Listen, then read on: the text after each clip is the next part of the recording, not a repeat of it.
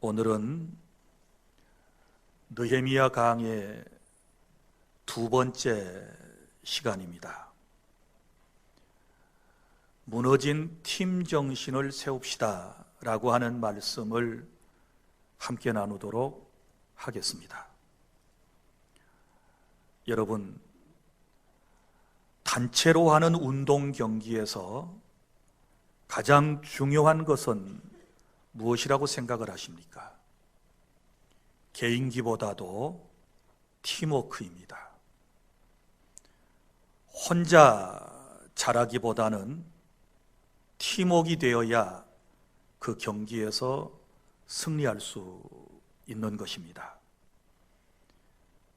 지금 이 나라와 민족 공동체에는 팀워크가 무너져 내리고 있습니다. 심지어 교회 공동체도 팀워크가 이루어지지 않고 있습니다. 여러분의 가정도 팀워크가 제대로 이루어지지 않고 있다는 사실을 여러분은 잘 아실 것입니다. 느헤미야라고 하는 사람은 자신의 조국인 유다의 예루살렘 성벽을 재건하는 일에 있어서 자기 자신의 힘만으로는 부족하다는 것을 깨닫고 팀과 함께 귀한 사명을 감당해내는 것을 볼 수 있습니다.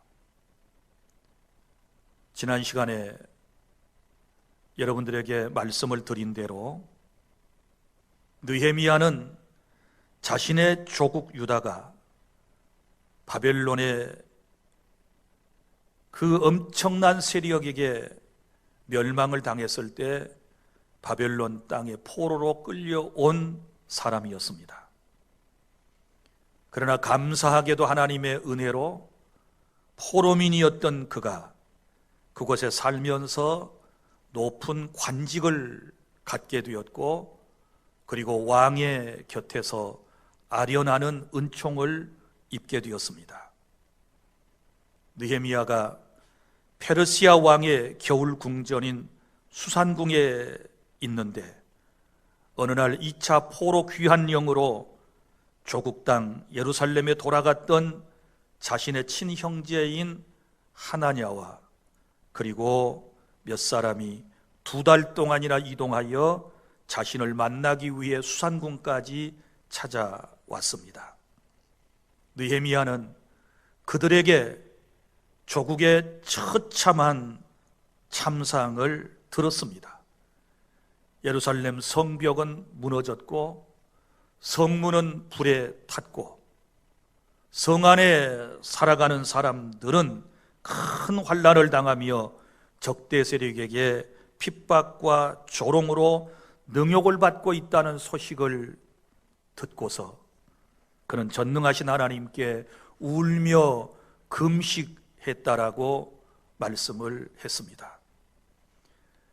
그리고 기도의 응답을 받아 페르시아의 아닥사스다 왕에게 조국의 사정을 말하고 유다 총독으로 임명을 받고 예루살렘에 돌아가서 52일 만에 성벽 재건축을 완성했던 것입니다.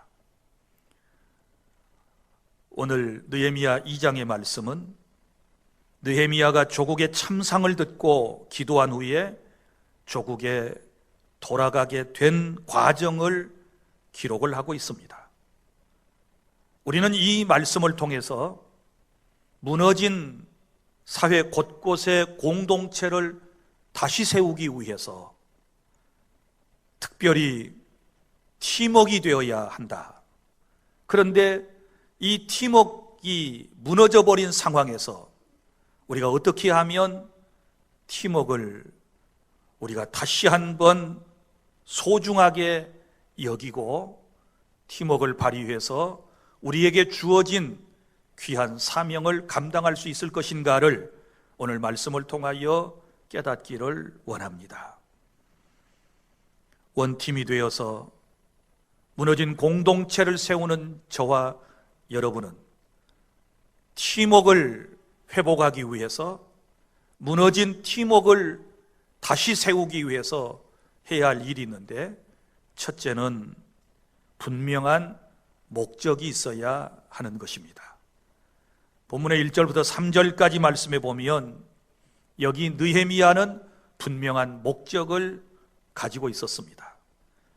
조국 이스라엘의 심장부인 예루살렘 성벽을 다시 쌓고, 그리고 견고한 성문을 달아서 자국의 백성이 다시는 이런 수치를 당하지 않으리라고 하는 그런 결심이 그의 마음속에 있었던 것입니다.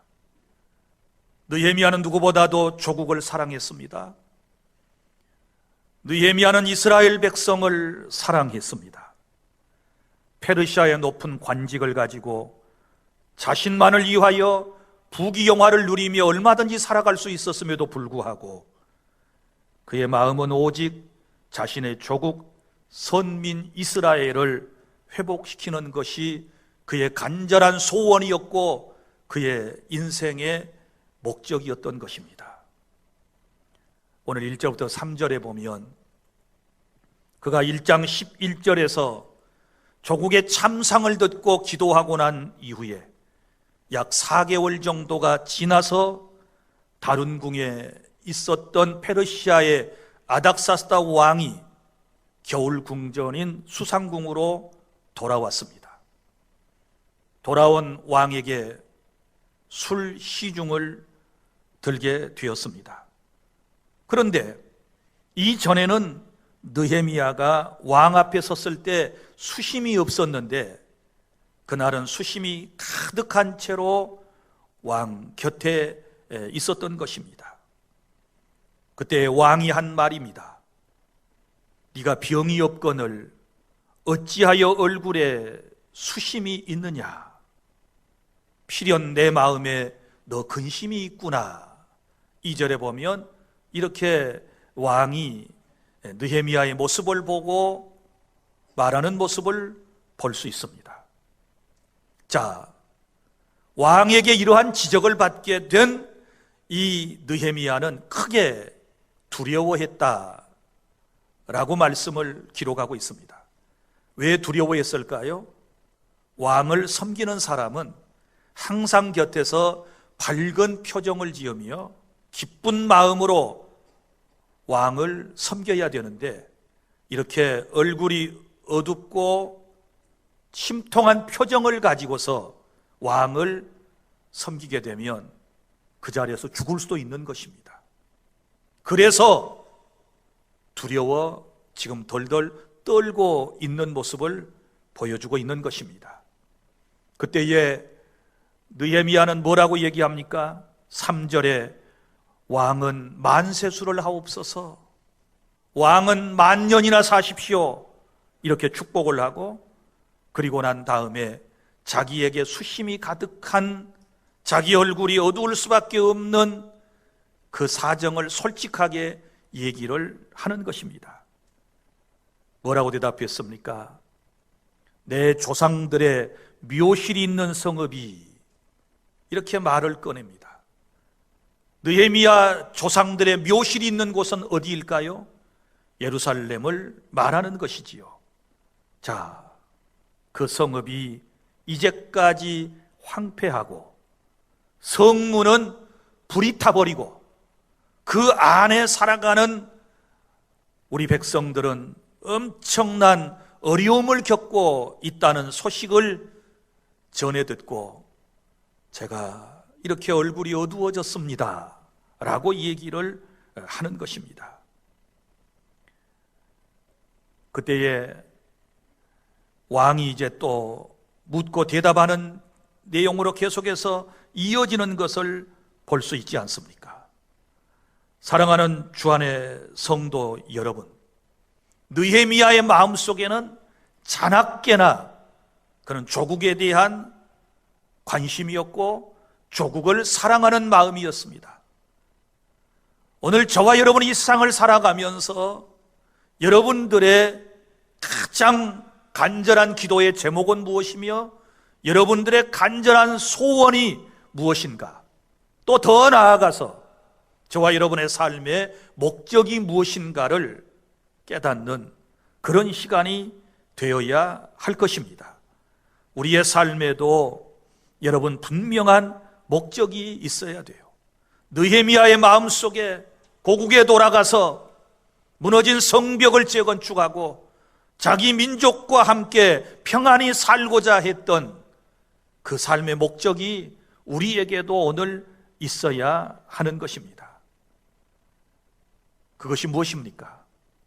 무엇이 여러분들의 삶의 목적입니까? 우리의 삶의 목적은 먹든지 마시든지 무엇을 하든지 다 하나님의 영광을 위해서 하라고 말씀하신 고린도전서 10장 31절이 내 삶의 목적인 것입니다. 하나님께서 나를 창조하시고 나를 구원하신 목적은 다른 데 있는 것이 아니라 하나님의 영광을 위하여 살아가라고 하나님께서 저와 여러분들을 구원하여 지금까지 은혜로 살게 하신다는 사실을 믿으시기를 바랍니다. 그러면 우리가 구체적으로 하나님의 영광을 위하여 산다라고 할 때 도대체 무엇이 하나님의 영광을 위해 살아가는 것일까요? 그 먼저는 하나님을 기쁘시게 하는 것이지요. 내가 이 땅에 존재하는 목적은 하나님을 기쁘시게 하는 것입니다. 자나깨나 내 삶의 목적은 하나님을 기쁘시게 하는 것이 되어야 우리 하나님께서도 기뻐하실 줄 믿으시기를 바랍니다. 그리고 또한 사람을, 이웃을 행복하게 하는 일이 바로 내 삶의 목적인 것입니다. 사랑하는 성도 여러분, 여러분이 세운 여러 가지 목적들이 있을 것인데 그 중에 이런 것들이 포함되어 있지 않다면 여러분의 목적은 잘못된 것입니다. 여러분 기억하십시오. 느헤미야는 자나깨나 그는 조국을 사랑하는 마음, 그리고 조국의 무너진 성벽을 재건축하여 자신의 민족을 평안한 가운데 살게 하는 것이 간절한 소망이었듯 새해 우리의 소망도 이 나라의 민족 공동체가 평안하여 든든히 서가는 그런 공동체가 되도록 여러분이 관심을 가져주시기를 바랍니다. 특별히 이제 몇 개월 후에는 대선이 있습니다. 이 나라의 지도자를 뽑아야 합니다. 어떤 사람을 뽑아야 할까요? 우리는 그리스도인이기 때문에 하나님의 마음에 합한 사람을 뽑아야 하는데 특별히 여기 나타나고 있는 이 느헤미야와 같은 이런 사람이 우리의 지도자로 뽑혀지기를 위해서 기도하고 여러분이 간구하시기를 바랍니다. 사랑하는 성도 여러분, 지금 무너진 팀 정신을 다시 세우는 것은 우리가 해야 할 일이고 우리는 특별히 우리 팀은 원팀이 되어서 주 안의 모든 성도들은 원팀이 되어서 하나의 목적을 분명히 정하고 그 목표를 위하여 나아가야 되는데 다시 말하지만 우리의 분명한 목표는 하나님의 영광을 위하여 하나님을 기쁘시게 하고 사람을 행복하게 하는 이것이 우리가 영원토록 추구해야 할 우리의 목적이라고 하는 것을 기억하시며 새해를 열어가실 수 있기를 바랍니다. 그리고 둘째로 이제 우리가 분명한 목적을 세웠으면 기도해야 하는 것입니다. 4절 말씀입니다. 왕이 내게 이르시되 그러면 네가 무엇을 원하느냐 하시기로 내가 곧 하늘의 하나님께 묵도하고 그랬습니다. 자, 이제 왕과의 대화 가운데서 무엇을 원하느냐?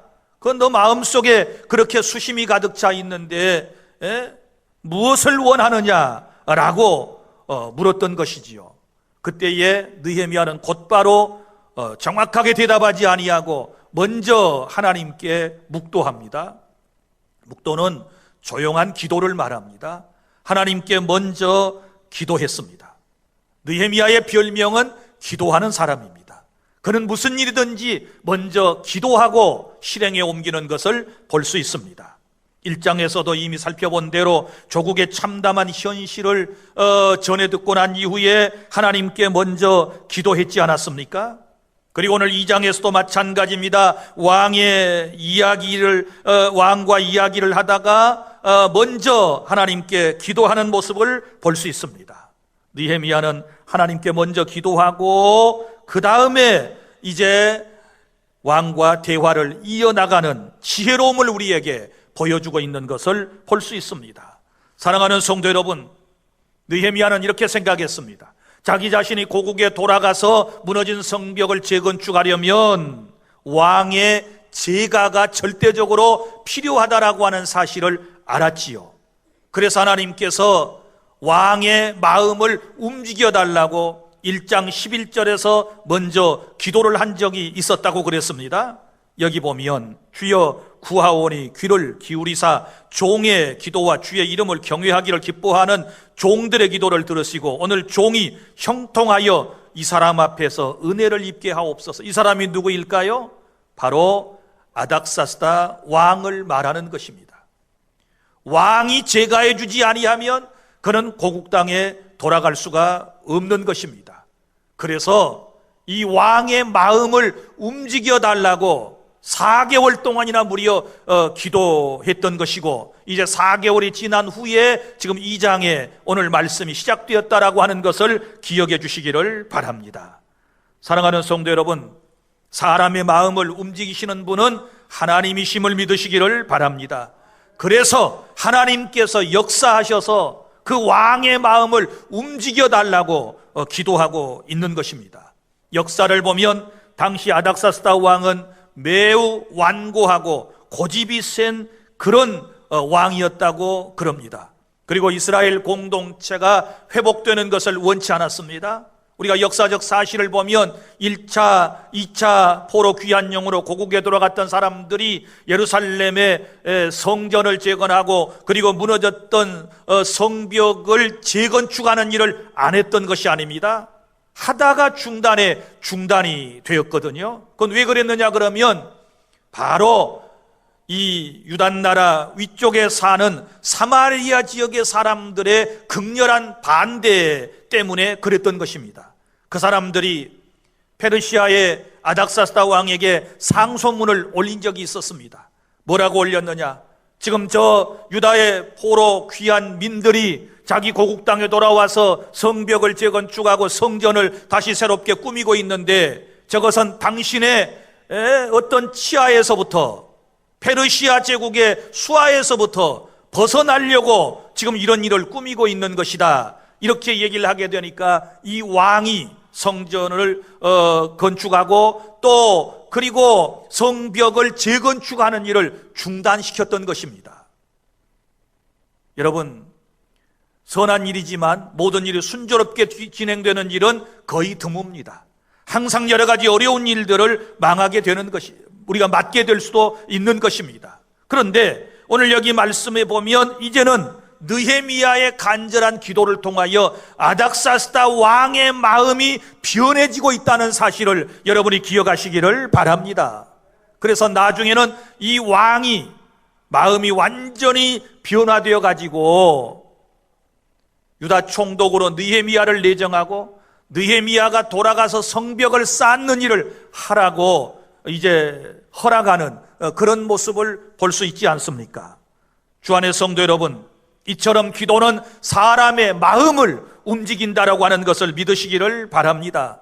여러분이 어떤 사람의 마음을 움직이게 하려고 윽박지른다고 되는 게 아닙니다. 명령한다고 되는 거 아닙니다. 채찍을 휘두른다고 사람의 마음을 움직일 수 있는 것이 아닙니다. 우리 그리스도인들은 지혜로운 방법을 동원해야 되는데 그것은 바로 여러분의 기도로 하나님께서 움직여 주셔야 타인의 마음이 움직여질 줄로 믿으시기를 바랍니다. 성도 여러분, 전도 대상자의 마음을 누가 움직여 줍니까? 여러분의 남편의 마음을 누가 움직일 수 있습니까? 여러분의 아내의 마음을 누가 움직이며 여러분의 부모의 마음과 자녀의 마음을 누가 움직이며 친구의 마음을 누가 움직이며 직장 동료들의 마음을 누가 움직여 줄 수 있습니까? 하나님께서 여러분이 기도할 때에 응답하심으로 사람들의 마음을 움직여 주시는 줄로 믿으시기를 바랍니다. 그래서 우리가 분명한 목적을 정했으면 그 다음에는 우리가 하나님 앞에 엎드려서 간구해야 돼요. 주의 도움을 요청해야 될 줄로 믿으시기를 바랍니다. 특별히 하나님께서는 하나님의 일을 하실 때에 사람을 통해서 역사하신다는 사실을 기억하고 상대방의 마음이 변화받을 수 있도록 여러분은 간절한 목적을 가지고 기도해 주시기를 바랍니다. 그 다음에 셋째로, 목적을 세우고 기도했으면 철저히 계획하고 실행에 옮기실 수 있기를 바랍니다. 5절부터 10절까지의 말씀입니다. 왕에게 아뢰되 왕이 만일 좋게 여기시고 종이 왕의 목전에서 은혜를 얻어 싸우면 나를 유다 땅 나의 조상들의 묘실이 있는 성읍에 보내어 그 성을 건축하게 하옵소서 하였는데, 자, 조국 땅에 돌아가서 성을 건축하게 해달라고 얘기를 했습니다. 그런데 이 이야기는 아주 사적인 공간에서 이루어졌다라고 하는 것을 알 수 있습니다. 여기 말씀 보면 6절에 그때에 왕후도 왕 곁에 앉아 있었더라, 이렇게 말씀을 하고 있습니다. 그러면 왕과 왕후와 느헤미야가 있는 그런 공간에서 지금 얘기가 서로 주거니 받거니 되어지고 있는 것을 볼 수 있는데, 이것은 그만큼 느헤미야라고 하는 사람이 아닥사스다 왕에게 신뢰를 받고 있었다라고 하는 것을 알 수 있는 것이고, 얼마나 그의 관직이 높은 관직이었던가를 우리가 이해할 수 있는 대목인 것입니다. 자, 그리고 여기 이제 왕이 먼저 또 질문을 합니다. 뭐라고 질문을 하느냐? 왕이 내게 이르시되, 6절에 보면 내가 몇 날에 다녀올 길이며, 다녀오는데 몇 날이 걸릴 것이냐? 몇 날 걸리겠어요? 2달 정도 걸린다 그랬죠. 수산궁에서 예루살렘까지는 약 1600km 정도가 된다고 그랬습니다. 먼 길입니다. 그래서 몇 날이 걸리느냐? 이렇게 물었고, 그 다음에는 또 어느 때에 돌아오겠느냐 하고 묻습니다. 어느 때 돌아오겠느냐? 이 말은 재촉하는 말입니다. 빨리 일을 끝내고 돌아오라. 왜? 믿음의 사람이니까, 나는 너가 필요하니까 거기서 너무 지체하지 말고 내 사명을 끝내고 돌아오라.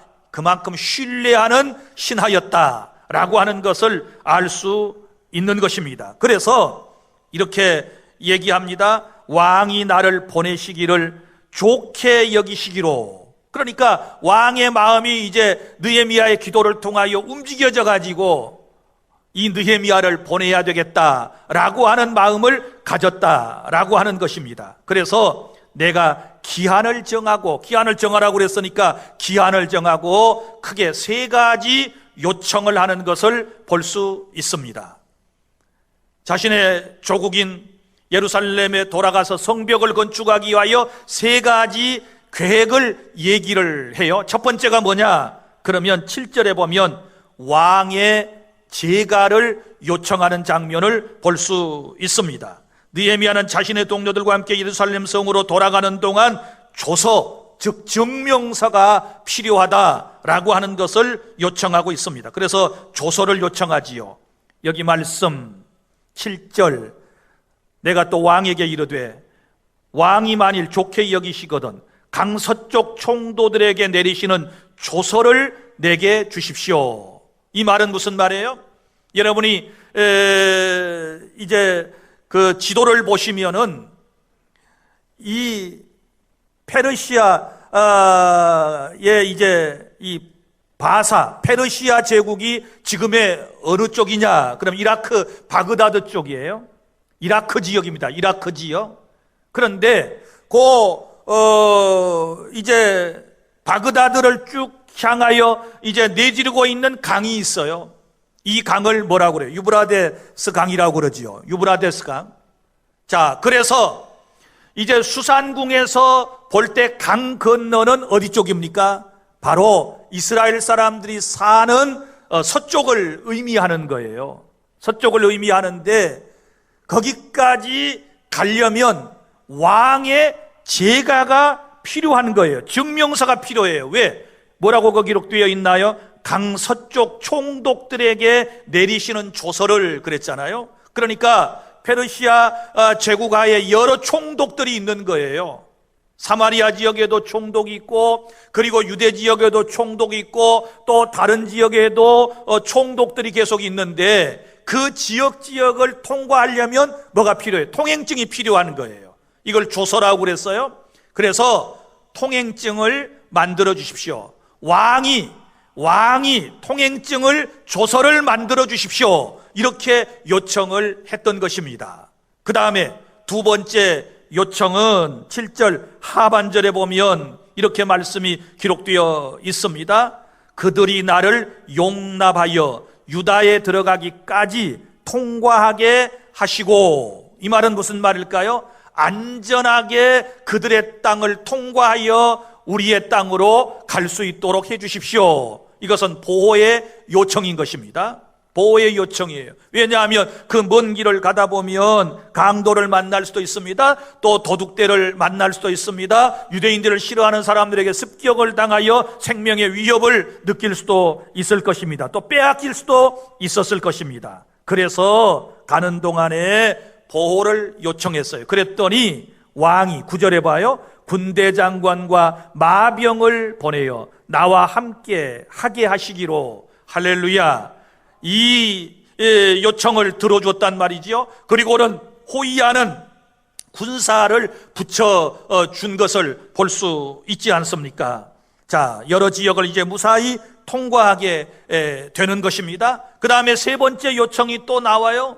자, 돌아가는 목적이 무엇입니까? 성을 재건축하고, 그리고 불에 타버린 성문을 달고, 그리고 또 성전도 보수를 해야 하는 것이고, 그리고 자기가 이제 총독의 신분으로 가는데 총독 관저도 꾸며야 되거든요. 그래서 빈손으로 가는 것이 아니고 곳곳에 나무 있는 지역에, 돌 있는 지역에 여러 감독들, 총독들에게 명해가지고 모든 물자도 공급해 주십시오. 이렇게 아주 담대하게 요청을 하는 것을 볼 수 있습니다. 8절 또 왕의 삼림 감독 아삽에게 조서를 내리사 그가 성전에 속한 영문의 문과 성곽과 내가 들어갈 집을 위하여 들보로 쓸 제목을 내게 주게 하옵소서 하매. 자, 이렇게 구했더니 어떻게 되는가 보세요. 그 뒤에 보면 내 하나님의 선한 손이 나를 도우심으로 왕이 허락하고. 할렐루야. 자, 계획을 얘기했어요. 그리고 계획에 필요한 것들을 요청하게 되었을 때 하나님의 선한 손이 나를 도우심으로 왕이 허락했다. 새해에 이런 은혜가 여러분들에게 있기를 바랍니다. 우리 하나님의 선한 손길이 여러분을 도와주시게 되었을 때에 주변의 많은 사람들도 여러분을 돕게 될 줄로 믿으시기를 바랍니다. 그러니까 말씀을 정리하면 우리가 선한 목적을 세우고 전능하신 하나님께 기도하고 철저히 계획하게 되면 하나님께서 저와 여러분들을 도와주실 줄 믿으시기를 바랍니다. 그래서 군대 장관과 마병의 호의를 받으며 이제 드디어 2달여 만에 그처럼 그리던 조국 예루살렘으로 귀환하게 된 것입니다. 그 말씀을 보세요. 이제 10절은 도착하게 되었을 때의 장면이에요. 벌써 2달이 지난 이후에 어떻게 되었는지 보세요. 호론 사람 산발랏과 종이 되었던 암몬 사람 도비아가 이스라엘 자손을 흥왕하게 하려는 사람이 왔다 함을 듣고 심히 근심하더라. 할렐루야. 이 말씀 너무 중요한 말씀이에요. 이제 2달 만에 예루살렘에 도착을 하니까 주변에 있는 사람들, 특별히 사마리아 지역에 있는 사람들이 이제 막 두려워하는 거예요. 왜냐하면 느헤미야를 어떤 사람으로 이해하고 있습니까? 이스라엘 자손을 흥왕하게 하려는 사람, 이스라엘 자손을 흥왕하게 하려는 사람, 이렇게 그들이 지금 말하고 있지 않습니까? 사랑하는 성도 여러분, 새해에 저와 여러분의 인생은 다른 사람을 흥왕하게 하려는 사람이 되기를 바랍니다. 나라와 민족을 흥왕하게 하려는 사람이 되어야 될 줄로 믿습니다. 나를 만나는 사람마다 흥왕해야 될 줄로 믿습니다. 내가 일하는 곳마다 흥왕하는 역사가 일어날 수 있기를 바랍니다. 할렐루야. 사랑하는 성도 여러분, 이런 리더가 우리에게 필요한 것입니다. 이런 리더가 새해에는 뽑혀야만 하는 것입니다. 나라를 흥왕하게 하려는 이런 사람이 필요한 거예요. 자기 사리사욕을 채우기 위해서가 아니라 느헤미야처럼 자기 자신의 부귀영화를 포기하고 오로지 나라와 민족 공동체만을 위하여 그는 어려운 길을 선택하여 자기 민족을 흥왕하게 하려고 하는 이런 마음을 가지고 저와 여러분은 새해를 출발해야 되는 것이고, 또한 이런 사람이 사회 곳곳에서 리더로 세워지고 뽑혀지는 그런 한 해가 될 수 있기를 바랍니다. 사랑하는 성도 여러분, 이제 말씀을 맺습니다. 무슨 일이든지 아무리 좋은 일이라도 혼자는 못하는 것입니다. 무너진 성벽 느헤미야 혼자서 재건축할 수 없었습니다. 아무리 선한 목적이라도 여러분 혼자의 능력만 가지고는 안 되는 것입니다. 우리는 공동체 정신이 필요한 것입니다. 팀워크가 필요한 것입니다. 그런데 지금 문제는 이 사회가 개인화돼 가면서 개인주의로 흘러가면서 팀워크가 잘 안 되는 거예요. 신앙생활도 그러잖아요. 자기 혼자 잘 믿고 잘 살면 끝나는 거예요. 교회도 혼자 자기 혼자 왔다 갔다 그냥 하다가 끝나는 사람들 얼마나 많이 있습니까? 여러분, 우리는 원팀입니다. 우리는 주 안에서 하나인 줄로 믿으시기를 바랍니다. 무너진 팀워크를 다시 우리가 세워야 될 줄로 믿습니다. 운동선수가 혼자 운동 잘한다고 여러분 승리할 수 있는 게 아니에요. 팀워크가 중요하다고 제가 처음에 말씀을 드렸습니다. 우리 주 안의 성도들은 이런 팀워크 정신을 발휘하기 위해서, 무너진 팀워크를 다시 회복하기 위해서 우리가 해야 할 일은 분명한 목적을 딱 정하고, 그리고 그 목적을 정했으면 함께 기도하고, 기도했으면 자세한 계획을 세우고 실천에 옮기게 되었을 때 하나님께서 기뻐하시는 하나님의 영광을 위하여 하나님을 기쁘시게 사람을 행복하게 하는 귀한 사명을 감당할 수 있는 줄로 믿으시기를 바랍니다. 성도 여러분, 새해에는 무너진 곳곳에 모든 것을 세워 나갈 수 있기를 바랍니다. 무엇보다도 여러분, 신앙에 우리는 무너진 부분들을 다시 한번 세워야 될 줄로 믿습니다. 성벽이 무너지면 적군이 들어와서 생명을 손상시키는 것이고 재물을 약탈해가는 것이고 그 성 안의 평화와 기쁨은 다 깨어져 버리고 마는 것입니다. 마찬가지입니다. 우리의 믿음의 세계도 그렇습니다. 내 믿음의 성벽이 무너지면 사탄에게 공격을 받습니다. 그리고 내가 가진 모든 것 다 빼앗깁니다. 마음의 기쁨도 빼앗깁니다. 건강도 빼앗깁니다. 재물도 빼앗겨버리고 마는 것입니다. 그래서 빨리 무너진 이 신앙을 다시 한번 우리가 수축하지 않게 되면 안 되는 것입니다. 새해에는 다시 세워야 돼요. 믿습니까? 여러분의 신앙을 다시 점검해 봐야 돼요. 믿음을 다시 점검해 보셔야 돼요. 그리고 빨리 재건축을 시작해야 될 줄로 믿으시기를 바랍니다. 이 일을 하기 위해서는 팀워크가 중요하다 그랬지요. 교회 공동체도, 가정 공동체도, 이 사회 공동체도 팀워크를 발휘해서 무너진 곳곳을 세워나가는 그런 은혜가 저와 여러분들에게 있기를 바랍니다. 기도하겠습니다.